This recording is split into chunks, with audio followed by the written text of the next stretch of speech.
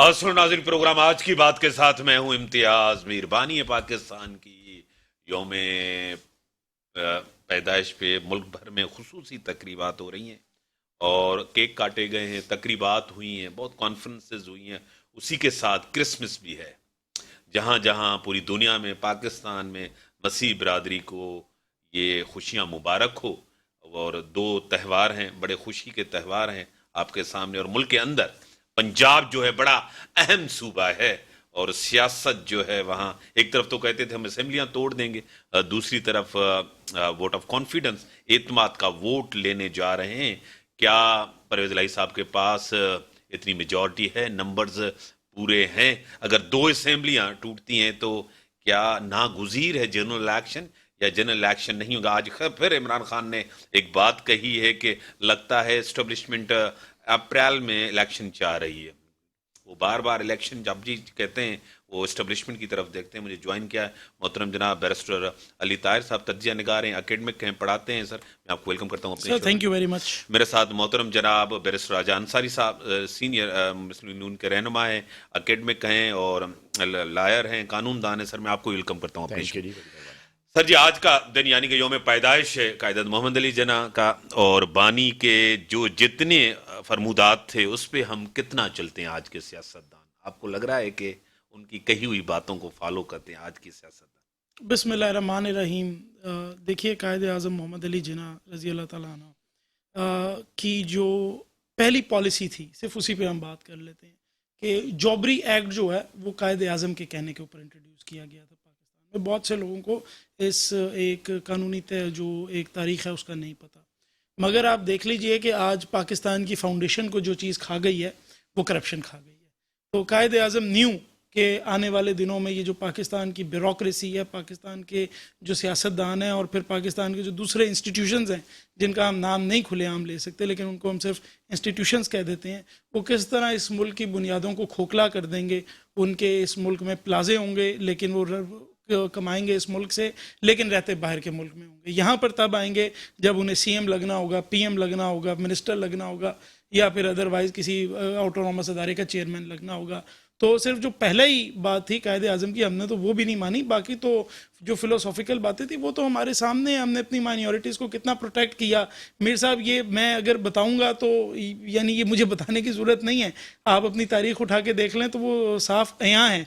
हमने किस तरह से अपने इंस्टीट्यूशंस को कायद आज़म के कहने पे चलाया या नहीं, क्या हमारे इंस्टीट्यूशंस आज इंसाफ की डिस्पेंसेशन कर रहे हैं या नहीं, ये आप किसी भी एक ले पर्सन पाकिस्तानी से पूछ लें, वो आपको क्लियर कट बता देगा। तो अनफॉर्चुनेट बात है कि कायद का जो विजन था, कायद की जो फिलॉसफी थी, उस पर तो हम नहीं चल सके। मैं आपको बड़ी कई स्पेसिफिक मिसालें दे सकता हूँ। कायद आज़म मोहम्मद अली जिन्ना ने कहा कि जो आर्म फोर्सेस के लोग हैं उनका काम है मुल्क का डिफेंस करना, पॉलिटिक्स में अपने आप को इंटरफेयर ना करें। लेकिन आपने देखा कि 4 दफ़ा इस मुल्क के अंदर आइन को मुअत्तल कर कर उन लोगों ने आकर इस मुल्क के जो एक इक़्तिदार था उसको संभाला। ब्यूरोक्रेसी के बारे में उन्होंने कहा कि आपका पॉलिटिशियन से कोई लेना देना नहीं है, you are servants of the state. लेकिन आप देख लें कि एक आईजी या एक चीफ सेक्रेटरी ऐसा नहीं होता जो उस वक्त के चीफ मिनिस्टर के साथ फिट ना हो, वरना उसका तबादला कर कर उसको इधर या उधर फेंक देते हैं। तो मैं तो बड़ा कैटेगोरिकली कह सकता हूँ कि जितने भी सेगमेंट्स हैं इस सोसाइटी के, हमने आज तक तो कायद आज़म मोहम्मद अली जिन्ना की फ़िलासफ़ी को फॉलो नहीं किया। लेकिन ये दुआ ज़रूर है कि आगे जो यंगर जनरेशन आ रही है वो हमसे ज़्यादा पढ़ी लिखी हो, वो हमसे ज़्यादा समझदार हो और वो इन चीज़ों को समझे और मुल्क को उस हिसाब से चलाए। बैरिस्टर साहब, हम उनकी फिलॉसफी पे नहीं चले, बैरिस्टर साहब कह रहे हम उनके विजन के तहत नहीं चले, क्या चीजें रुकावट हैं, क्या कहेंगे?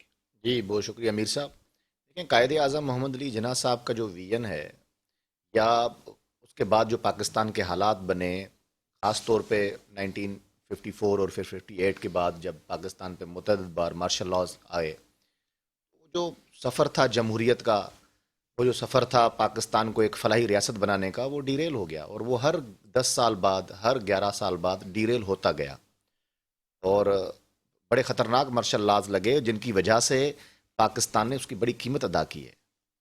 और हम हमेशा ये बहस जब करते हैं और हम कहते हैं कि जी वो सियासतदानों ने पाकिस्तान को इस हालत में पहुंचाया है, हालांकि अगर देखा जाए तो सियासतदानों ने इतना अरसा इक़्तिदार नहीं संभाला जितना अरसा फ़ौजी आमरों ने ये मुल्क संभाला है। और उसके बाद जिस तरह उनकी जो पॉलिसीज़ रही हैं उसकी हम कीमत आज तक भुगत रहे हैं। और अब तो देखें ना, आप तो ये बात एक बिल्कुल इस तरह खुल के सामने आ गई है कि जब तो ये जो 4 मार्शलों का जिक्र मिनिस्टर साहब ने किया, उसके अलावा जो ये इमरान खान साहब का दौर था, ये भी एक किस्म का सेमी मार्शल आई था। आज वो सब खुद एक दूसरे के मुंह से कह रहे हैं कि हमें कौन किसने बिठाया, कौन टेलीफोन कॉल कर रहा था, किसकी हुकूमत थी, कौन हुकूमत चला रहा था।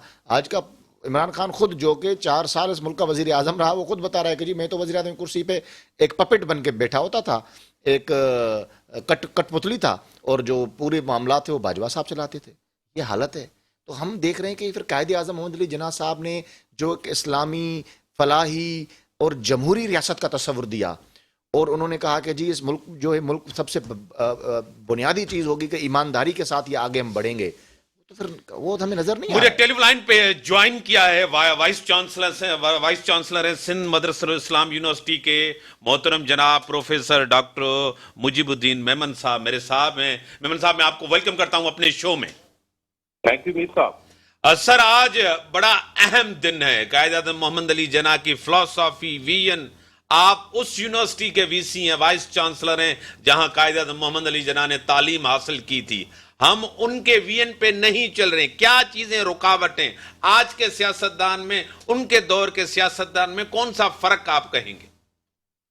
मैं समझता हूं कि एक विजन और एक जो कमिटमेंट है, जब हम कायदे आजम की बात करते हैं तो मैं समझता हूं कि हमें ये भूलना नहीं चाहिए कि जो हमारे स्टैनली वॉलपर्ट ने जो कहा, आई थिंक वो समझना उनके लिए, जो उनकी जात के लिए जो उन्होंने कहा कि देयर आर बहुत कम लोग होते हैं जो अल्टर करते हैं कोर्स ऑफ एक्शंस को या कोर्स ऑफ हिस्ट्री को, जबकि बहुत उनमें से कुछ और होते हैं जो वर्ल्ड के नक्शे को चेंज करते हैं, मगर उनमें से बहुत कम लोग होते हैं जो एक स्टेट और नेशन बनाते हैं। तो मैं समझता हूं कि अगर हम वो देखें और फिर हम न भूलें कि जो मैं अगर रेफर करूं जवाहरलाल नेहरू की सिस्टर को, जो हमारी विजय लक्ष्मी पंडित हैं, जिन्होंने कहा कि अगर मुस्लिम लीग में 100 गांधी होते और कांग्रेस में 1 जिन्ना होता तो पाकिस्तान और इंडिया जुदा नहीं होते। तो आई थिंक ये होती है एक कमिटमेंट। और वो जो एक उन्होंने एक, न उनके हाथ में तलवार थी, न उनके हाथ कोई फौज थी उनके साथ, ये एक अवामी जज्बा था, और उस अवामी जज्बे के पीछे एक शख्स की पर्सनालिटी थी, एक शख्स का क्लियर विजन था, एक शख्स की फुल कमिटमेंट थी, एक शख्स की कौम को ड्राइव करने की सलाहियत थी। और फिर मैं ये भी जरूर कहूंगा कि एक बहुत अच्छे पढ़े लिखे, महजब, mature, know how to live, how to eat and how to move, that was the person I think. तो आई थिंक ऐसे शख्स की तो डेफिनेटली हमें जरूरत है, आज भी जरूरत है, आगे भी जरूरत रहेगी। एंड हम समझते हैं, और मैं इस इदारे की सरबराह की हैसियत में समझता हूं कि ये वाकई ये वो इदारा है जिसके लिए गुलाम मुस्तफा शाह ने बड़ा सही कहा। उन्होंने कहा कि Sindh Madrasa Islam is a mother of Pakistan and the child of Sindh. तो मैं समझता हूं इस इदारे ने एक मोहम्मद अली जिन्ना पैदा किया, और हमारी कोशिश रहेगी कि हम वो ही लीडरशिप अपने नौजवानों में रखें। विशी साहब, आपको खुद पता है कि उस टाइम के सियासतदान, यानी कि उनके ऊपर कितने भी आपके इख्तलाफात हों, सियासी हो सकते हैं, लेकिन उनकी क्रेडिबिलिटी को कभी चैलेंज नहीं किया जाता था, एक करप्शन में नहीं होते थे। आज का सियासतदान, आज भी हम जो है ना स्टार की तलाश में होते हैं, लीडर की तलाश में नहीं है। हमें लीडर चाहिए, स्टार नहीं चाहिए। क्या कहेंगे?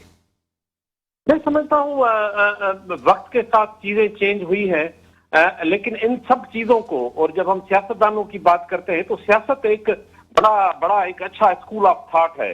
अनफॉर्चुनेटली हमने गुज़श्ता 20-25 सालों में सियासत को और पॉलिटिक्स को वो स्कूल ऑफ थॉट नहीं समझा। उसमें हम सब स्टेक होल्डर्स इन्वॉल्व हैं, चाहे वो तालीमदान हो, चाहे वो हिस्टोरियन हो, चाहे हमारी जो है मीडिया हो, और सियासतदान देमसेल्व्स। आई थिंक हम सबको देखना चाहिए कि सियासत को किस डायरेक्शन में हमें लेके जाना चाहिए।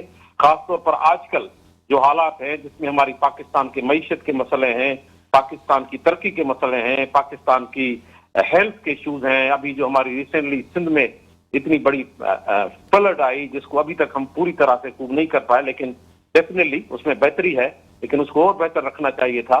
तो मैं समझता हूँ इन चीजों के पीछे हम सबको इसमें सिर्फ मैं टू बी वेरी ऑनेस्ट एक दो सियासतदान को हम लेकर हम ये नहीं कह सकते कि पूरी सियासत गलत है। सही। तो मैं समझता हूँ इम्पोर्टेंट है टू अंडरस्टैंड, बजाय हम एक स्कूल ऑफ थॉट को एक नेगेटिव एस्पेक्ट दें। हमने देखे हैं और अभी भी देख रहे हैं सियासतदान ऐसे भी अभी भी हैं। हाँ, वो जरूर है कि वो मुआशरा और वो मुआशराती हालात उनको शायद उस तरफ लेके नहीं जा रहे जो कि उनको लेके जाना चाहिए। बड़ी मेहरबानी मोहतरम जनाब डॉक्टर मुजीबुद्दीन मेमन साहब, प्रोफेसर हैं, डॉक्टर हैं, वीसी हैं सिंध मदरसतुल इस्लाम यूनिवर्सिटी के। आपकी बड़ी मेहरबानी, आपने टाइम दिया। बैरिस्टर साहब, ये जो पंजाब के अंदर हो रहा है सियासी तौर पे, एक तरफ तो वो कह रहे हैं कि हम असेंबलियां तोड़ देंगे, दूसरी तरफ जिस तरह वोट ऑफ कॉन्फिडेंस और जिस तरह जो नोटिफिकेशन था उसको डी नोटिफाई किया गया था, उस हवाले से उसको मअतल किया है, ख़त्म नहीं किया। आपको क्या लग रहा है कि कोई पॉलिसी नज़र नहीं आ रही पीटीआई और कॉफ लीग की, करना क्या है आगे, क्या कहेंगे? नहीं, काफ लीग की पॉलिसी क्यों नज़र नहीं आ रही? मैं अगर समझूं कि काफ लीग से आप परवेज़ इलाही की एज अ चीफ मिनिस्टर बात कर रहे हैं, तो परवेज़ इलाही की पॉलिसी बेहतरीन है। What a way he has manage between thick and thin, यानी एक तरफ जो है वो नून लीग और पीडीएम और एक तरफ पीटीआई, और किस तरह वो बीच में से निकल के उसने अपने आप को सरवाइव करवाया है।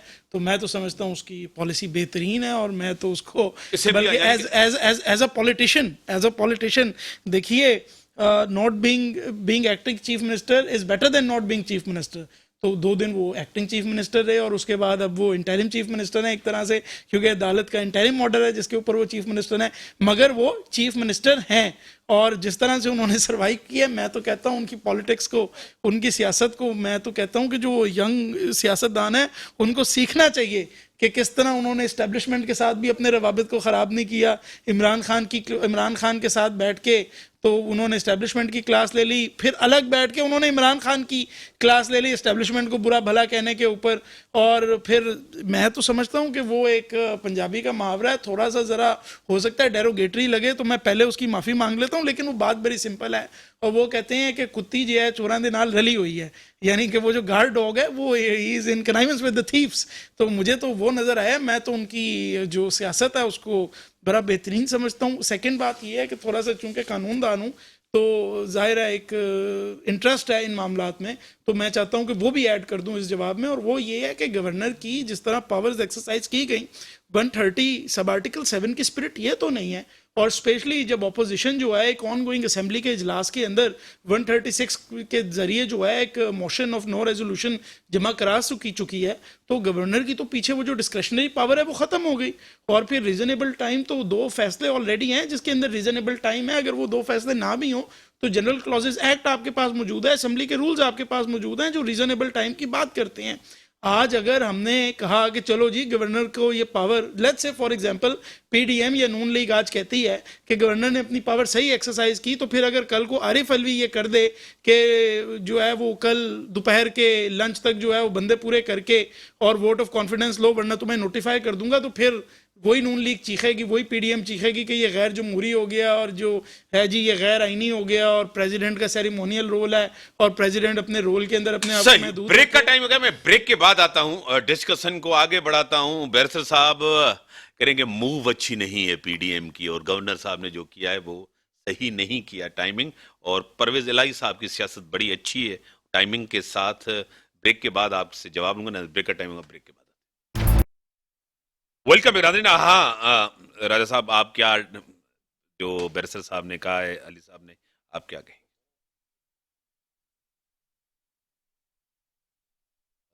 ब्रेक में तो सर ने एक्सेप्ट भी कर लिया। पहले उन्होंने परवेज इलाही साहब की तारीफ की और उसके बाद कहा कि पीडीएम का मूव भी अच्छा था, क्योंकि तर्जिया निगार हैं और लाजमाते बाइस्ड नहीं है, लेकिन उन्होंने सारी चीज़ें बताई हैं। इशू ये था सर इसमें कि इमरान खान को बड़ा ज़ौम था और वो ये कह रहा था कि जी मैं असेंबलियाँ डिज़ोल्व कर दूंगा और असेंबलियाँ डिज़ोल्व करने के बाद वो हुकूमत को ये मजबूर करूंगा कि जी वो इलेक्शंस करवा दे।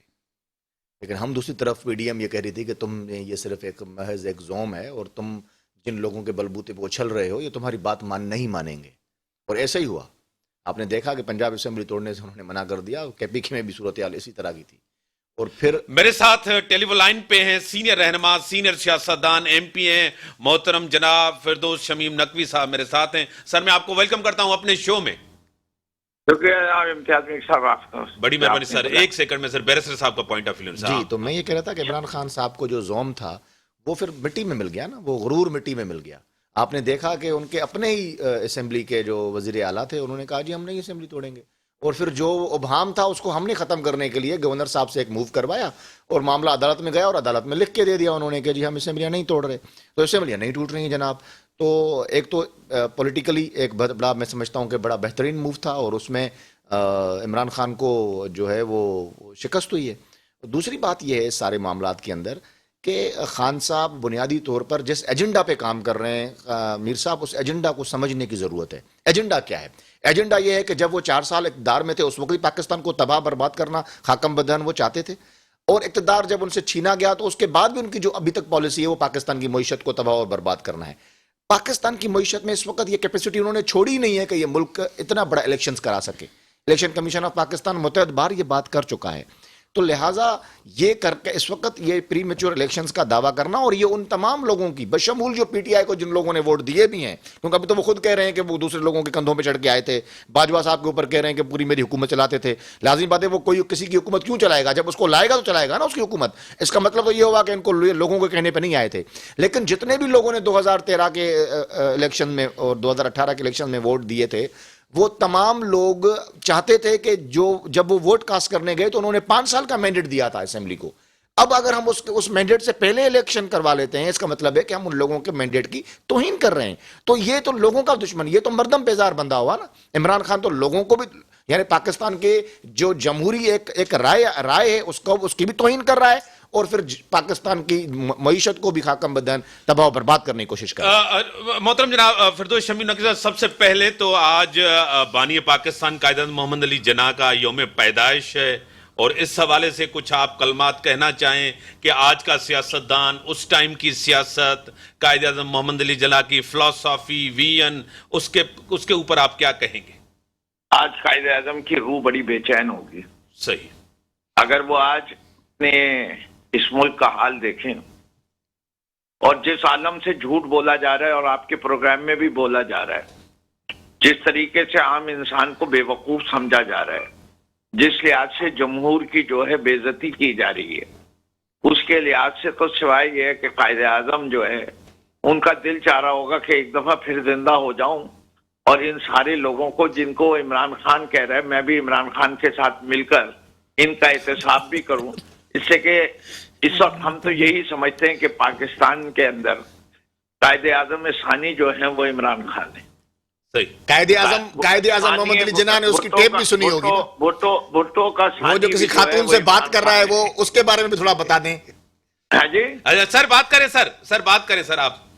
जी हाँ। तो मैं इससे कि देखिए कितनी अच्छी बातें कर रहे थे हजूरे वाला जो भी थे, मैंने नाम उनका नहीं देखा, तारुफ करा दें तो अच्छी बात है। बैरिस्टर राजा अंसारी साहब नून लीग के रहनुमा हैं। जी, राजा अंसारी साहब कितनी अच्छी बात कर रहे हैं, और बैरिस्टर भी हैं कि गवर्नर साहब ने चीफ मिनिस्टर साहब को कह दिया कि आप जो है वो चीफ मिनिस्टर रहे नहीं, और कसूर क्या था उनका?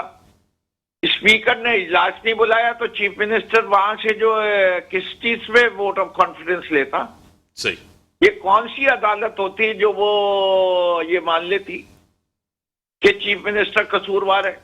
जरा बैरिस्टर साहब की दाद देना पड़ता है सोच को और अकल को। भाई मेरे न्याय से बड़े वाजे मैं उस आदमी को सजा दूं जब वो कोई जुर्म करे। इजलास बुलाना था स्पीकर को, वोट लेना था वजीर आला को। अगर स्पीकर इजलास नहीं बुलाए तो वजीर आला को सजा कैसे? सही। भाई लड़ना था तो स्पीकर को पहले मुअत्तल कराते, कहते कि उसने गलत काम किया। नहीं, वो सीधे अदालत में गए, उन्हें कहा कि जी मैंने रात के 1 बजे मुअत्तल कर दिया। अरे भाई सुबह 9 भी तो आती है, 8 भी आती है, रात के 1 बजे कौन सी अदालत खुलती जहां से वो जाके परवेज इलाही स्टे ऑर्डर ले आती? ये तो तुम्हारी आदतें। बात सारी है सिंध हाउस में लोगों को बिठा के जमहूरियत की बात करने वाले किस तरह इन्हीं ने जमहूरियत के जरिए किए साजिशी लोग। अगर इतने पॉपुलर हैं तो फौरन इंतखाब कर ले, क्या म्यार है? सही। जिस इलेक्शन को ये खुद सेलेक्टेड कहते थे, उसी इलेक्शन के लोग ये हैं। अब ये कहते हैं कि हम इलेक्टेड हैं, हमारी मुद्दत पूरी होनी चाहिए। भाई सेलेक्टेड लोगों की तो मुद्दतें नहीं पूरी होनी चाहिए। तो कहते हैं इमरान खान को निकाल दिया है था बाजवा का, इमरान खान तो सेलेक्टेड था बाजवा का, लेकिन हम जो असेंबली में आए हमें इलेक्टेड है। बाजवा ने हमारे साथ कुछ नहीं किया, कोई फायदा। क्या दोहरा म्यार है? इतना सच तो कोई बोलता नहीं था ना जो इमरान खान ने बोल दिया। ये अवाम सच समझती है, तो आज जर्नलों की ये दुर्गत बनी हुई है ना। ये आज जनरल और फौज और जनरल और अवाम के दरमियान खलीज पैदा हो गई है। सही। अगर ये हकीकत नहीं है जमीनी, तो ये आपने तो नहीं पैदा की ना सरकार आली बैरिस्टर साहब। सही। इसका सेहरा हम अपने सर लेते हैं, इसकी सजाएं भी हम ही भुगत रहे हैं। हमारे यहाँ से है आजम स्वाति, जिनको सजा भुगत रहा है 75 साल की उम्र में। बात यह सच बोलने की सजा हर जमाने में हुई है। कोई नहीं, आप कब तक खैर बनाएंगे? क्या क्या कह रहे हैं कि जी ये मईशत जो है अफोर्ड नहीं कर सकती इलेक्शन कराने, लेकिन ये 1.5 अरब रुपए जो अभी तक बिलावल भुट्टो जरदारी के बाहर जाने के खर्चे हैं वो अफोर्ड कर सकती है। ये राजा परवेज अशरफ अपने साथ 47 लोगों को कनाडा लेके जाए और 5 स्टार होटल में ठहराए, वो अफोर्ड कर सकती है। ये जितनी अय्याशियां हो रही हैं इस मुल्क के अंदर गिनवानी शुरू की जाए वो हो सकती हैं। भाई कोई तो बता दें, बनीगाला से वजीर आजम इलेक्शन कराना, तो फिर तो अगर पाकिस्तान डिफॉल्ट पे चला जाए खुदा ना खास्ता, जो कि नजर आ रहा है, जो दीवार पे लिखा है, आप तो वो लायक लोग हैं जिन्होंने कहा था कि ये 9% महंगाई बहुत ज्यादा है। भाईजान अगर इतने लायक थे तो 9 को 4.5% करते, ये 30% कैसे हो गई? सही। आप लोग ये कह रहे थे 12 रुपए पेट्रोल की कीमत बढ़ाना अवाम के ऊपर, पेट्रोल बम है। ये 100 रुपए कीमत बढ़ाना और 150 रुपए कीमत बढ़ाना, ये एटॉमिक बम है, हाइड्रोजन बम है, कौन सा बम है? मेरे ख्याल से ये तो नवाज बम है। नहीं, नवाज बम भी नहीं है। वो आया था कहने के मैं पंजाब स्पीड को पाकिस्तान स्पीड करूंगा। वो स्पीड जो है वो 6% ग्रोथ रेट को 2% पे ले आए। अच्छा, ये भी नहीं कह रहे कि जी ये सारे मामला जो है सही हो जाएंगे। आज आटा जो है 100% बढ़ गया। डॉन की हेडलाइन लगी हुई थी 2500 रुपए 20 किलो के। जब 1000 रुपए किलो हुआ था उस वक्त इन्हीं ने शोर मचाना शुरू कर दिया था। इनमें कोई गैरत, कोई शर्म, कोई है? आए ना आवाम में, देखते कितने वोट लेते हैं। ये भाग रहे हैं इलेक्शन से, इसीलिए इनकी करतूतों की वजह से ये भाग रहे हैं। ये क्या बात करते हैं? क्या समझा हुआ इन्हीं ने हम सबको, लोगों को, आवाम को? सही। आप टेलीफोन लाइन पर हैं सर। इमरान, अच्छा इनका मेयार देखें। इनके लोग तोहफे खरीदे तो सही, कितने के खरीदे? मरियम ने कितने के खरीदे? नवाज शरीफ ने कितने के खरीदे? शौकत अजीज ने कितने के खरीदे? आसिफ जरदारी ने कितने के खरीदे? वो खरीदे तो सही। इमरान खान तोशा खाने से खरीदे तो चोर। अरे भाई, जब कोई चीज झगड़ा खरीदने पे नहीं है हुजूर, बेचने पर है। झगड़ा बेचने पर है। अरे बेचने पे वाह भाई, तुम अपने घर की कोई चीज बेच दो तो तुम कहलाओगे चोर। तोहफा बेचा जाता है? ये कौन सी रियासत मदीना की इखलाकियात है कि तोहफा बेच दो? को पहली चीज आप अभी इतने सच बोल रहे थे, इतनी सच बोलने की हिम्मत जरूर रखें कि कहें कि तोहफा बेचना गैर इखलाकी हरकत है। कम से कम इतनी जुर्रत रखें अपने अंदर। रुक जाओ, तुम बैरिस्टर हो, कानूनदान हो, तुम्हें जो अल्फाज हैं उनको जरा सोच के चुनना तो मैं यही आपसे अर्ज कर रहा हूं जनाब आली कि आप कम से कम सच बोलने की अगर आदत है तो पूरा सच बोलें ना। पूरा सच बोलें, आप आधा सच क्यों बोल रहे हैं? बैरिस्टर साहब बात करें। फिरदौस शमीम नकवी साहब, फिर आपकी तरफ आता हूं। सर आप बात खत्म करें। जी, बात सारी ये है, जब इंसान कोई चीज खरीद ले तो फिर मालिक कौन? वो शख्स। जब मालिक, तो उसकी मर्जी, वो चाहे कुछ भी करे। अब आप ये कहें इखलाकी है, गैर इखलाकी है, नहीं करना चाहिए था, मुल्क की तकलीफ हुई, तो वही इमरान खान ने तो वो सारी गाड़ियां भी बेच दी थी जो वर्ल्ड कप के सिलसिले में और दूसरे टूर्नामेंट्स में जीती थी। वो पैसे कहाँ लगाए थे? शौकत खानम में। तो आपने उस वक्त क्यों नहीं कहा कि गैर इखलाकी काम कर रहा है? ये भी घड़ी बेची तो उसने कहाँ लगाए पैसे? सड़क बनाने पे बनीगाला के इलाके की। वो घर तो नहीं लेके गया। आप में से किसी ने आदमी ने बेच के उस रकमों पे टैक्स दिया? झूठ है। नहीं दिया। इमरान खान ने तो टैक्स भी दिया। आप छोड़ दीजिए, अवाम को चोर का लफ्ज इस्तेमाल करना गलत है, या लीगली साबित कर देंगे चोरी का जो आप अल्फाज इस्तेमाल करते हैं वो आप कैसे जस्टिफाई करेंगे? ठीक है। आप कोई जब दूसरा आर्गुमेंट लेके आएंगे तो हम उसका जवाब आपको देंगे। सर टेलीफोन लाइन पर हैं, सर टेलीफोन लाइन पर हैं। बैरिस्टर साहब आप अपना जवाब दें टू द पॉइंट, फिर मैं दूसरे भी बैरिस्टर हैं हमारे अली ताहिर साहब, उससे भी हम न्यूट्रल लेंगे। साहब मैं अर्ज ये कर रहा हूँ, ये एक ही सांस में अगर आप तमाम लोगों को ये, यानी ये फलसफा ये है कि इस मुल्क में सब चोर हैं सिवाय इमरान खान के। इमरान खान साहब की जिस तरह की जो उसकी किरदार के हवाले से मैं नहीं जा रहा हूँ, उसकी जो बेगम साहिबा ने किताब लिखी मैं उस पर भी नहीं जा रहा हूँ, उसकी जो मोहतरमा इस वक्त बेगम हैं जिनकी वीडियो टेप और ऑडियो टेप्स आ रही हैं मैं उस पर भी नहीं जा रहा हूँ, जिस तरह अमेरिका की साजिश का ड्रामा रचाया गया और यू टर्न लिया गया मैं उस पर भी नहीं जा रहा हूँ। मैं सिंपल बात यह कर रहा हूँ कि जनाब आली आप तो ईमानदार हैं ना, आप मदीना रियासत की बात करते हैं, आप फिर अपने आप को कंपेयर क्यों कर रहे हैं जिन लोगों को आप करप्ट कहते हैं? आप कहते हैं उन्होंने भी किया हमने भी किया तो फर्क क्या हुआ, उसने भी बेची हमने भी बेची फर्क क्या हुआ, उसने भी खरीदी हमने भी खरीदी फर्क क्या हुआ? फिर बताएं ना कि आप हम जैसे हैं, फिर आप अपने आप को पाक पौतर और ईसा रूहानी की जो क्यों देते हैं लकब? आप क्यों कहते हैं आप मदीना रियासत के वाली हैं? आप एक बात करते हैं और जनाब फिर दूसरी बात करते हैं। आप कम से कम दलील दें, दलील के मुताबिक दें। 2 मिनट पहले आप मुझे कह रहे थे कि खामोश होकर बात सुने, आप बैरिस्टर हैं, अब देखो बीच में बोल रहे हैं। मसला यही है, मैं अर्ज आपसे सिर्फ ये कर रहा हूं कि ये एक होती है ना करप्शन छोटी मोटी, इमरान खान और उसका खानदान तो करप्शन का बेताज बादशाह निकला। सारी ट्रांसफर पोस्टिंग्स पे पैसे लेते रहे, सारे इनका खानदान ट्रांसफर पोस्टिंग और डिप्टी कमिश्नर्स पंजाब के जितने लगते थे पैसे देके बेचारे लगते थे। जितना ये हीरे की अंगूठियां रियाज मलिक से लेने के जो चीजें हैं ये क्या झूठ है? इमरान खान अच्छा फिर कहते हैं कि जी वो खरीद ली तो फिर उसके बाद बेची। मैं आपको प्रूव कर सकता हूं कि पहले बेचा है तोहफा ओपन मार्केट में, उसके बाद पैसे देकर खरीदा है, और बेचा कितने का है? महंगा बेचा है, और उसकी फिर वैल्यू, जब आप एक चीज बेच दो तो उसकी वैल्यू सर्टेन हो जाती है ना। आप 18 करोड़ की बेच के और आप उसकी 20 लाख रुपए कीमत लगा रहे हैं और आप बातें करते हैं दूसरों की। जनाब आली आप इसकी मिसाल यह है कि भैंस पूरी काली खुद हो और गाय को बोले कि तुम्हारा पूंछ काला है, तो खुद ये करप्शन के समंदर में गोते खा रहा है इमरान खान, उसका पूरा खानदान और उसकी पूरी पार्टी, और नवाज शरीफ और उसके जो है वो खानदान को आप ये कह रहे हैं कि इल्जामात लगा रहे हैं। आप कह रहे हैं आज कुर्बानियों की बात कर रहे हैं, आपने कहा कि जी हमारा वो न्याजी साहब और दूसरे जो कुर्बानियां दे रहे हैं, आप भूल गए मियां नवाज शरीफ और उसकी बेटी को आपने जेल में रखा? आप भूल गए कि आपने परवेज रशीद के साथ क्या किया? आप भूल गए आपने मुशाहिदुल्लाह खान साहब के साथ क्या किया? आप भूल गए आपने गोलियां मरवाई एहसन इकबाल साहब को? आपने एक माहौल क्या बनाया हुआ था? आप मुल्क के इधर मजहब के नाम पर मुल्क से जो खिलवाड़ आप लोगों ने किया वो आप भूल गए? क्या हमें याद नहीं है? आप कह रहे हैं आप बड़े अवामी लीडर हैं, और ये आज आपका वजीर आजम खुद इमरान खान खुद मान रहा है कि फौज के कहने पे वो सारा करता था, और जब वजीर आजम हाउस में बैठा था उसको कुछ पता नहीं होता था। जब वो वजीर आजम खुद था फिर भी कहता था कि मैं वजीर आजम हूं तो मुझे बीवी से पता चलता है, और कोई अगर मुल्क में हंगामा हो जाता है तो मुझे टीवी से पता चलता है। ये हम कर रहे हैं। बैरिस्टर साहब, अली ताहिर साहब आप क्या कहेंगे? फिरदौस साहब कह रहे हैं कि पता चल जाएगा, इलेक्शन लड़ते हैं, और दूसरी बात यह है कि एक दूसरे का कंपेयर, इधर इमरान खान उस तरफ नवाज शरीफ, जरदारी साहब, सब सारे, क्या कहेंगे? सर देखिए, द प्रॉब्लम है इसके हमारे जो पॉलिटिशियंस आमने सामने बैठते हैं तो वो एक दूसरे पे इल्ज़ामात की बुछार ज़रूर करते हैं, और वो वैलिड भी है, किसी भी जमहूरियत के अंदर होती है, लेकिन अपनी डिफेंस के पॉइंट्स बहुत कम होते हैं, और वो बड़ा पर्टिकुलरली क्लियर होता है on the face of the record. अब तोशा खाना को आप ले लीजिए, तोशा खाना की बात हुई, मसला ये है मीर साहब इस हमाम में सब नंगे हैं।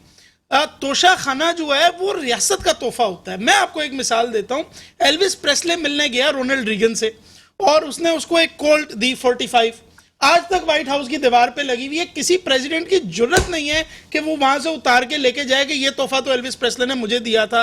अगर वो आज ऑक्शन होती है तो $50 मिलियन तकरीबन उसकी जो है वो एक्सपेक्टेड प्राइस है कि वो जाएगी, लेकिन अगर वो ऑक्शन होगी तो वो पैसा जाएगा व्हाइट हाउस में प्रेसिडेंट के डिस्क्रेशनरी फंड में, जिससे वो या लाइब्रेरी बनाएगा या स्कूल बनाएगा या कोई और चीज बनाएगा थ्रू ऑफिशियल चैनल्स। ये बात कह देना is not enough. Sir break का टाइम हो गया। फिरदौस साहब आपने बड़ी मेहरबानी, आपने टाइम दिया। ब्रेक का टाइम हो गया, ब्रेक के बाद आते हैं डिस्कशंस को आगे बढ़ाते हैं। वेलकम नाज़रीन, जो मुल्क की हालत है आपके सामने है, जो मैशियत की सिचुएशन है वो आपके सामने है। इससे पहले इमरान खान का 4 साल दौर था, वो भी आपको पता है। वैसे आप अपनी बात को ख़त्म करें, हालात आपके सामने हैं। वो कह रहे हैं कि आप चोर हैं, वो कह रहे हैं कि आप चोर हैं। खान साहब 4 साल इक़्तिदार में थे, भी उन्होंने कहा है कि ये डाकू हैं, चोर हैं। खान साहब कहते थे मेरे पास अख्तियारात नहीं थे, और पूरी जो अकाउंटेबिलिटी थी उन्होंने जो है ना पूरी एक डील की हुई थी मुराद अली शाह के साथ, आसिफ जरदारी के साथ, और बाजवा साहब ने की थी इमरान खान के अल्फाज। अच्छा, नहीं, इख्तियारात उनके पास भी नहीं थे तो इख्तियारात इस हुकूमत के पास भी नहीं है। Let's be very categorical about this. राजा साहब ने बड़ी वो हमें इंस्टेंसेस गिनवाए किस किस तरह लोगों को जेलों में डाला गया, किस किस तरह ज़्यादतियाँ की गई। वो एक कंप्लीट लिस्ट है, इस बात में कोई शक नहीं है। बहुत से लोगों को बाद में टेंटेटिव व्यू के ऊपर बेलें मिली, बहुत से लोगों को एक्विटल मिले। एहसन इकबाल को तो कंप्लीट हाई कोर्ट से एक्विटल मिला, क्योंकि उसका रोल ही कोई नज़र नहीं आया, कोई कमीशन ऑफ ऑफेंस वहाँ पे थी नहीं। तो इस बात में कोई शक नहीं है कि इमरान खान के दौर में ज़्यादतियाँ हुई, लेकिन इमरान खान या शहजाद अकबर इतने इंटेलिजेंट लोग नहीं थे कि ये ज़्यादतियाँ करते। इनकी असल मसला था कि वो इनकी एक्वेसेंस, ये लोग चुप करके बैठे हुए थे। लेकिन आज आप इस बात को देखिए कि आज़म सवाती के साथ जो हो रहा है, सिर्फ सिंध हाई कोर्ट ने क्वैशमेंट की हैं सारी FIRs, और हमें सलूट करना चाहिए सिंध हाई कोर्ट, क्योंकि उन्होंने IG को बुला लिया, पूछा कि ये किस तरह FIRs पे FIRs हो रही हैं। लेकिन इस्लामाबाद में एक जज ने बेल तक रिजेक्ट कर दी एक ट्वीट के ऊपर। आपने उसको 2.5-3 महीने से जकरा हुआ है, और एक ट्वीट के ऊपर आपने उसको रखा हुआ है। क्या ये शहबाज शरीफ साहब करवा रहे हैं? नहीं, मसला ये है कि शहबाज शरीफ साहब और उनकी कैबिनेट में शायद इतनी मॉरल जुर्रत नहीं है, इतनी मॉरल अथॉरिटी नहीं है कि वो इस्लामाबाद की इंतज़ामिया को बुलाएं और पूछें कि ये क्यों एक ट्वीट के ऊपर एक बंदे को इस तरह, तुम 80 साल के बंदे को इस तरह मिसट्रीट कर रहे हो। प्रॉब्लम ये है कि एक छोटे से लड़के ने खत लिख दिया था, कि कुछ क्रिटिकल खत लिख दिया था, तो उसको मिलिट्री कोर्ट के जरिए 5 साल की सजा दे दी गई। हाँ, अगर आज नून लीग या आज पीपल्स पार्टी ऑपोजिशन में होते तो अच्छे अच्छे चेहरे जो इनके पास मौजूद हैं वो कानूनदान आते और वो हमें बताते कि किस तरह लोगों के साथ ज्यादतियां हो रही हैं। सर, मेरे साथ ब्रिगेडियर रिटायर्ड अहमद सईद मिनाज साहब हैं, दिफाई तज्जिया निगार हैं, एकेडमिक हैं। सर, मैं आपको वेलकम करता हूं अपने शो में। बहुत शुक्रिया इम्तियाज साहब। सर, ये टेररिज्म की जो वेव आई है, चाहे बन्नू का वाकया हो, चाहे चमन हो, चाहे इस्लामाबाद के अंदर हो, ये वाकयात बढ़ते जा रहे हैं और बॉर्डर के ऊपर भी झड़पें हो रही हैं, क्या कहेंगे सर? जी इम्तियाज साहब, ये बहुत तशवीशनाक है कि हालिया दिनों के अंदर तकरीबन 1 से 1.5 हफ्ते के दौरान हम कई सारे दहशतगर्दी के वाकयात जो है उसको हम सह चुके हैं, और एक नई वेव जो है वो पाकिस्तान के जो है वो इंटरनल हालात के ऊपर जो है उसने अपना असर डालना शुरू किया है। मेरे ख्याल में जो इंटरनल इंस्टेबिलिटी है, उस इंटरनल इंस्टेबिलिटी में जहाँ पे जो बाकी सिविल इदारे हैं वो अपनी सियासत और उसके चक्रों में लगे हुए हैं, तो शायद फौज तो अपना काम कर रही है, लेकिन मेरे ख्याल में जो बाकी लॉ एंड ऑर्डर के जो जिम्मेदार लोग हैं वो दूसरी तरफ उनकी अटेंशन है शायद, जिसकी वजह से दोबारा से इनग्रेस होना शुरू हुई है। लेकिन इस चीज को अब जो है काफी सीरियसली देखना पड़ेगा, वरना रद्दुल फसाद जो है वो अप्रैल के अंदर अपने कल्मिनेशन को पहुंच गया था, तो फिर अब ऐसा क्या हुआ? तो इसको देखने के लिए मेरे ख्याल में दोबारा तमाम इदारों को बैठना पड़ेगा, पॉलिटिकल स्टेबिलिटी को इंश्योर करना पड़ेगा, ताकि एक कौमी एक रिस्पॉन्स जो है इसको दिया जा सके, इससे पहले कि हम बहुत देर हो जाए और ये दहशतगर्द दोबारा जो है वो अपने कदम जमा सकें। तो सर, आपको खुद पता है कि अफगानिस्तान की तरफ से भी एक ताउन नहीं किया जा रहा है, यानी कि वहां की गवर्नमेंट है वो भी पाकिस्तान की एक बहुत बड़ी कुर्बानियां हैं अमन के लिए, इस खित्ते के लिए, क्या कहेंगे? बिल्कुल, अगर इनकी वजूहात की तरफ जो आपने इशारा किया है अफगानिस्तान की तरफ, तो मैं 3 लेवल्स के ऊपर इसका एनालिसिस करूंगा। पहले ग्लोबल, फिर आपका रीजनल है और फिर आपका डोमेस्टिक है। अब डोमेस्टिक तौर पर जो मैं खबर आपकी जो पॉलिटिकल इंस्टेबिलिटी है उसकी वजह से आपके जो सिविल इदारे हैं लॉ एंड ऑर्डर के, शायद उनकी अटेंशन डाइवर्ट कर चुका। एक तो ये हो गया। रीजनल लेवल के ऊपर आप देखें तो बिल्कुल आपने बजा फरमाया कि अफगानिस्तान जो है इस वक्त क्योंकि उसको दुनिया की तरफ से उस तरह का रिस्पॉन्स नहीं मिला जब तक उन्होंने टेक ओवर किया था अफगानिस्तान को, तो शायद वो अपनी प्रेजेंस को जो है वो महसूस करवाना चाहते हैं। पिछले 2 हफ्ते पहले सिराज हक्कानी साहब ने, जो कि इंटीरियर मिनिस्टर हैं अफगानिस्तान के, उन्होंने TTP के एलिमेंट्स को ना सिर्फ जेलों से रिहा किया कुछ अर्सा पहले, और बल्कि 2 हफ्ते पहले उन्होंने स्टेटमेंट दी कि जब हामिद करजई साहब की या अशरफ गनी साहब की गवर्नमेंट थी तो उसमें TTP पाकिस्तान ने अफगानिस्तान के अंदर काफी ऑपरेशन किए थे उस वक्त की गवर्नमेंट के खिलाफ, तो उसको काफी अप्रिशिएशन जो है वो उसको मिली है। दूसरा ये, तीसरे नंबर पे ये भी है रीजनल लेवल के ऊपर के जो हमने बाढ़ लगाई थी, जो जनरल बाजवा साहब के दौर में लगी और अभी उसकी बिल्कुल कल्मिनेशन उसकी भी हो चुकी थी, तो उसको भी तालिबान ने जो है उसका मानने से इनकार किया। तो ये उसी तरह लग रहा है कि वो जगह जगह उसको काट रहे हैं। अब 1500 किलोमीटर की लंबी जो बार्ड वायर लगी हुई है उसको आर्मी की जवान तो नहीं हरकत कर सकते, तो उसमें फौजी जो सिपाही हैं, सॉरी जो पुलिस वाले हैं, उनको भी अपना किरदार अदा करने की जरूरत है। अगर आप स्ट्रेटेजिक लेवल के ऊपर देखें तो अमेरिका दोबारा इस रीजन के अंदर आना चाहता है, तो उस तरह के ये भी है कि वो जैसे इंडियंस और अमेरिकन यहाँ से निकले थे तालिबान के आने के ऊपर, अब शायद वो दोबारा अपनी ग्रस्त करने के लिए अपने कुछ काविशें कर रहे हैं, बल्कि अमेरिकन ने ऑफर भी की है कि वो पाकिस्तान की हेल्प करेंगे, जो मेरे ख्याल में पाकिस्तान को फिजिकल तौर पर नहीं लेनी चाहिए। और सबसे इंपॉर्टेंट बात जो ग्लोबल लेवल के स्ट्रेटेजिक लेवल के ऊपर वो ये है कि पाकिस्तान ने एक स्टेट एक्टर होने के नाते एक नॉन स्टेट एक्टर्स के साथ पीस नेगोशिएशंस की कोशिश की, जो मेरे ख्याल में तालिबान ने उसको जो है वो टाइम गेन करने के लिए इस्तेमाल किया, और रिलीज भी हुए, पाकिस्तानी की जेलों से भी कुछ शायद रिलीज हुए मेरी खबर के मुताबिक, और अफगानिस्तान से भी रिलीज हुआ, तो उन्होंने टाइम गेन करके दोबारा अपने आप को स्ट्रेंथन किया और पाकिस्तान पे हमले दोबारा शुरू किए हैं। तो ये तमाम वजूहात हैं जिसको पाकिस्तानी जो है फौज तो बड़ी सीरियसली इसको देख रही है, जलासिम हर जगह पहुंच रहे हैं और अपने फौज जो है अपनी कुर्बानियां भी दे रही है, लेकिन सिविल इदारों के ऊपर इतनी जिम्मेदारी है कि वो आर्म फोर्सेस के साथ शाना बशाना खड़े हों ताकि हम इनको कला बड़ी मेहरबानी सर, बड़ी मेहरबानी ब्रिगेडियर रिटायर अहमद सईद मिनाज साहब, आपकी बड़ी मेहरबानी, आपने टने। बैरिस्टर साहब, आप अपनी बात को खत्म करें कि एक दूसरे के ऊपर जो इल्जामात की सियासत है, आप परफॉर्म नहीं करें हम परफॉर्म करें, उनका 4 साल दौर, इनको तो 8-9 महीने भी नहीं हुए, टाइम पे इलेक्शन होने चाहिए। बैरिस्टर साहब सही तो कह रहे हैं कि नहीं, एब्सोल्युटली नॉट सर। देखिए कुछ मामलात ऐसे हैं, अभी ब्रिगेडियर साहब टेररिज्म पे बात कर रहे थे, इस मुल्क के सियासतदानों को बैठ के सोचना पड़ेगा कि हमने बैठकर कुछ चीज़ों के ऊपर जो है वो इत्तेफाक करना है। आपको याद होगा पहले एक उस मुल्क के अंदर चार्टर ऑफ डेमोक्रेसी हुआ हुआ है, उस तरह का एक चार्टर ऑफ इकोनॉमी दोबारा हो सकता है। इस मुल्क के जो इकोनॉमिक हालात हैं, जो वेस्टर्न बॉर्डर पे आपकी जो सूरत हाल है, इवन ईस्टर्न बॉर्डर पे आपकी जो सूरत हाल है, क्या आपने उसको ठीक नहीं करना? क्या हमने सिर्फ एक दूसरे पे इल्ज़ामात लगाने हैं? क्या हमने चीज़ों को सीरियसली नहीं लेना? वो शहबाज शरीफ साहब से मेरी कई दफ़ा मुलाकात हुई और हर दफ़ा जब वो कराची आए तो मैं तो उनके करिश्मा से बड़ा मुतासिर हूँ, और मतलब मैं तो I am very impressed by speed and everything. और उन्होंने जब वजीर आजम बने थे तो पहली बार सर मेरे साथ है गजनफर साहब, ब्रिगेडियर रिटायर गजनफर अली साहब, दिफाई तज्जिया निगार हैं। सर मैं आपको वेलकम करता हूं अपने शो में। One sentence, thank you. मैं सिर्फ ये कह रहा हूं कि शहबाज शरीफ साहब जब वजीर आजम बने, पहली तकरीर में उन्होंने कहा मेरे दौर के अंदर पॉलिटिकल विक्टिमाइजेशन नहीं होगी। आज किसी भी ऐसे बंदे से जो आपको सच बता सके, आप पूछें क्या इस मुल्क के अंदर वो कुव्वतें जो पॉलिटिकली विक्टिमाइज करना चाहती हैं, क्या वो लोगों को पॉलिटिकली विक्टिमाइज नहीं कर रही?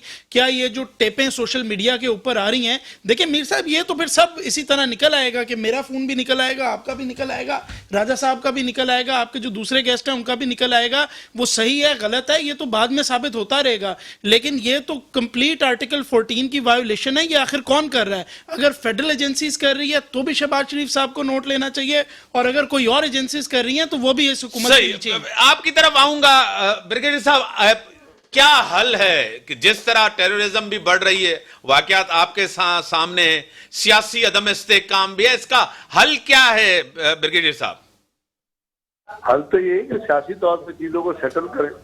सियासी तौर पर चीजें सेटल हो नहीं भी होती, गवर्नमेंट के ऊपर लोगों का एतमाद नहीं है। और आपको पता है ये हुकूमत जिस तरह वारिद वजूद में आई है और जिस तरह इसके अंदर पैसों की सियासत हुई है, जिस तरह लोगों को करोड़ रुपए देके खरीदा गया है, जिस तरह तहरीक एतमाद जो है मनूवर कराई गई है, और जिन्होंने कराई है तो उनके नाम सबको पता है ना, नाम सोशल मीडिया पे आ गए हैं, नाम लोगों ने ले लिया। अब कोई चीज ढकी छुपी तो नहीं है। तो होना क्या चाहिए? होना ये चाहिए कि जब एक हुकूमत के ऊपर एतमाद ही नहीं है लोगों का, और जब एक लोग डिमांड कर रहे हैं, पाकिस्तान में इस वक्त एक ही डिमांड है जो पार्टी कर रही है, वो कह रही है कि जी इलेक्शन कराओ, इस हुकूमत को ख़त्म करो, इलेक्शन कराओ, और इलेक्शन करा के जो भी हुकूमत वजूद में आती है, क्या तो किसी भी पार्टी की हुकूमत हो, वो इसके जो है वो इनान इक़्तिदार में आ जाए। अब उसको डिनाई कर रही है ये हुकूमत, जिसको पीछे से जो लोग लेके आए हैं, और उसके अंदर बहुत हिस्सा इसको लाने में अमेरिकन एस्टेब्लिशमेंट का है। तो अब वो चीज इसको अपोज कर रहे हैं। उसके लिए फिर देखिए किस किस्म की जो है वो अननेचुरल किस्म की चीजें की जा रही है कि पंजाब में आपने देखा कि गवर्नर ने तमाम कवानीन का मजाक उड़ाते हुए, तमाम कवानीन को तय उबाला करते हुए, और अपना कॉन्स्टिट्यूशन का वर्के को फाड़ के कॉन्स्टिट्यूशन की बेइज्जती करते हुए, कॉन्स्टिट्यूशन को परे धकेलते हुए मतलब उसने एक नोटिफिकेशन जारी कर दिया। क्या आपने सुना था, अब तक अभी तक आपकी जहन में ये आया था, आपने सुना था कि गवर्नर जो है वो एक हुकूमत जो भी है, जैसी लड़ी उड़ी जो भी है, उसके खिलाफ जो है वो गवर्नर एक नोटिफिकेशन जारी कर दे, उसके बाद उसको खत लिखते, उसको गैर तरीके से, गैर कानूनी तरीके से जस्टिफाई करने की कोशिश करते। तो जब इस किस्म की बेहुदा हरकत होंगी, जब इस किस्म की गंदी हरकत होंगी, जब इस किस्म की जलील हरकत होंगी, और वो करेंगे आपके गवर्नर लेवल के लोग, तो आप मुझे बताइए फिर आप किसको ब्लेम करेंगे? आप फेडरल एजेंसीज को ब्लेम कर लें, आप किसी को ब्लेम कर लें, लेकिन उसके लिए पपेट कौन है? पपेट वो इसलिए हैं कि वो वीक, वो लोग, उन लोगों के कुछ एहसानात हैं कुछ लोगों को जिनको वो इनकार नहीं कर सकते। तो ये तो कोई तरीकाकार नहीं है ना हुकूमतों को चलाने का। दुनिया पूरी में इस तरह होता है, जब इस किस्म की हुकूमतें होती है वो खुद ही कहती हैं कि जी आओ दोबारा इलेक्शन करा लेते हैं, अगर हम पॉपुलर होंगे तो हम आ जाएंगे दोबारा, नहीं पॉपुलर होंगे तो कोई और आ जाएगा। आखिर सियासत किसी के बाप की जागीर तो नहीं है, पाकिस्तान किसी के बाप की जागीर तो नहीं है, चाहे वो इमरान खान हो, चाहे वो जरदारी हो, चाहे नवाज शरीफ हो, चाहे कोई भी हो, इन्होंने खरीदा तो नहीं, इन्होंने तो पाकिस्तान को लूटा है। तो आप एक, अगर लोग ये डिमांड कर रहे हैं कि जी आप इलेक्शन करवाएं और इसकी सदाएं बुलंद हो रही हैं, तो इसका सिर्फ एक ही हल है, जब तक आप उस हल पे नहीं जाएंगे तो जितनी बातें आप कर रहे हैं ना, कि फलाने की टेप आ गई, फलाने की ऑडियो आ गई, फलाने की वीडियो आ गई, किसने लोड की, किसने अपलोड की, किसने रिकॉर्ड की, ये आप यकीन कीजिए चीजें इसी तरह चलती रहेंगी। हमारा दुनिया में इसी तरह मजाक बनता रहेगा। पाकिस्तान के अंदर सबसे बड़ा जो बड़ी मेहरबानी सर, है, बड़ी मेहरबानी सर, बड़ी मेहरबानी गजनफर साहब, आपने बड़ी मेहरबानी, आप दफाई तदीन निकारते हैं। आपने कह रहे हैं कि इलेक्शन हल है बैरिस्टर साहब, वो कह रहे हैं कि किस तरह आए, लाए गए, बिठाए गए, सब कुछ बातें हो रही हैं, लेकिन इस पूरी सियासी अदम इस्तेगा जो पॉलिटिकल डेडलॉक, पता है मीर साहब इशू क्या है? इशू ये है कि हम ना जब भी कोई तज्जिया करते हैं तो हम अपने आप को बाइस्ड बना देते हैं। अब जिस तरह बोल देना कि जी जिस तरह से ये हुकूमत मौजूदा आई और लोगों को खरीदा गया, मुझे एक बात बताएं, ये क्या अजहर मिन शम्स की तरह आया बात नहीं है, एक हकीकत नहीं है कि कोई भी ऐसा शख्स इस हुकूमत में शामिल नहीं है या इसको हुकूमत में बनाने में या जो वोट ऑफ नो कॉन्फिडेंस है उसमें वोट देने में शामिल नहीं है जो कि पीटीआई का शख्स हो। जितने भी लोग हैं, ये हुकूमत बनी कैसे? पीपल्स पार्टी के अपने वोट हैं, मुस्लिम लीग उनके अपने वोट हैं, बाकी जमातों के अपने वोट हैं, जिन्होंने जो कुछ, उनमें से कुछ जमातें पहले इमरान खान को सपोर्ट कर रही थी, और कोलिशन गवर्नमेंट में ऐसा ही होता है, पूरी दुनिया की जमहूरी रियासतों में ऐसे होता है। अब उन्होंने मुनासिब नहीं समझा, वो दूसरी तरफ आ गए और उन्होंने कहा कि ठीक है हम अदम एतमाद करते हैं। खरीदा तो उस वक्त जाता है जब आप किसी पीटीआई के बंदे को कहें कि आप इधर वोट करें, तो वो जी पैसों पे खरीदा गया। ऐसा तो कोई वोट लिया ही नहीं गया। तो ये आप खामखा में एक हवा बना रहे हैं कि जी लोगों की डिमांड है। ओ भाई, कहां के लोगों की डिमांड है? एक सरफराज शख्स, पागल, बेवकूफ, वो ये डिमांड कर रहा है, और वो डिमांड इसलिए कर रहा है कि उसकी शुरू से लेकर आखिर तक पॉलिसी है कि पाकिस्तान की मईशत को मैं तबाह कर दूं, क्योंकि वो फॉरेन फंडेड है। फॉरेन फंडेड आपको नजर नहीं आ रहा?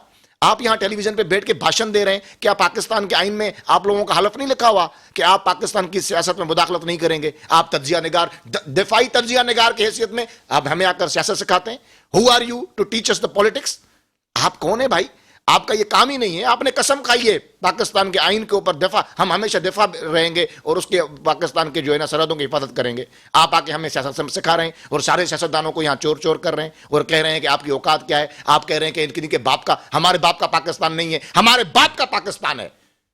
हमारे आबा अजदाद ने कुर्बानियां दी हैं। ये मुल्क किसी जंग के नतीजे में नहीं मिला है। ये मुल्क सियासी हिकमत अमली से सियासतदानों ने अपने अकल और फहम से लिया है। आज कायद आजम मोहम्मद अली जिन्ना का यौम पैदाइश है। कायद आजम मोहम्मद अली जिन्ना कोई ब्रिगेडियर नहीं था।